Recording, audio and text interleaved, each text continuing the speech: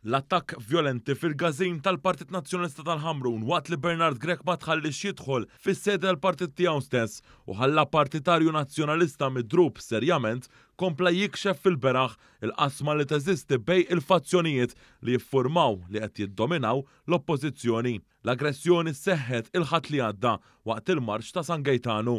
Ir-raġel ferut li kien jeħtieġlu saħansitra jiġi operat fil-koptu l-leminija minħabba id-daqqiet li qala daħal fil-gazin tal-Partit Nazzjonalista biex jargumenta li l-kap kellu dritt ikun hemm ġew. Sa dan it-tant, partitarji nazzjonalisti mill-fazzjoni tal-eks kap nazzjonalista Adrian Delija sostnaw li ma kienux huma jew parti mit-tim tagħhom li kienu involuti f'din il-ġlieda. Dan ħareġ minn screenshot li wasal Antwan News minn sorsi fih dan grupp magħluq ta' partitarji nazzjonalisti fuq Facebook.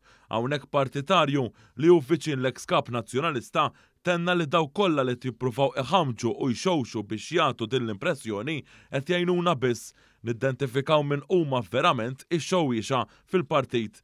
Din kienet referenza ċara għal fazzjoni oħra fil-partit, dik tal-establishment. L-istess fazzjoni tal-establishment kienet responsabbli biex fis-sajf ta' 3 snin ilu għaxtet il-barra lil Delija minn kap u minn floku tpoġġa Bernard Grech.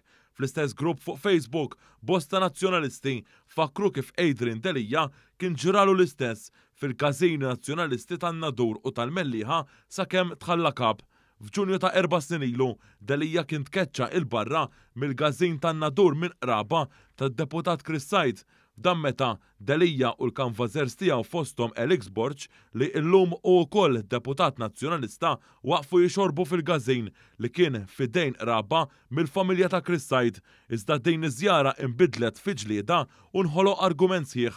Fil-Melliħa Adrian Delija saħansitra ma kienx tħalla jagħmel konferenza tal-aħbarijiet fil-gazin minn Envin Bartolo. Dan tal-aħħar kien l-istess persuna identifikata mill-mibki ex viċi kap nazzjonalista Robert Arrigo li darb'oħra ma ħallihx jitla fuq il-park waqt rally tal-partit f'Taslima fl-eqqel tal-kampanja elettorali. Sa dan it-tant, l-aggressjoni vjolenti fil-Ħamrun nhar il-Ħadd li One News irrapporta b'mod esklusiv l-għada filgħodu sabet posta fil-medja kollha lokali fl-aħħar jiem għajr dik tal-Partit Nazzjonalista stess fejn kien hemm skiet itarrax. Minflok ironikament, il-ġurnal Nazzjon irrapporta dwar festa ikkulurita li kellhom il-Ħamruniżi.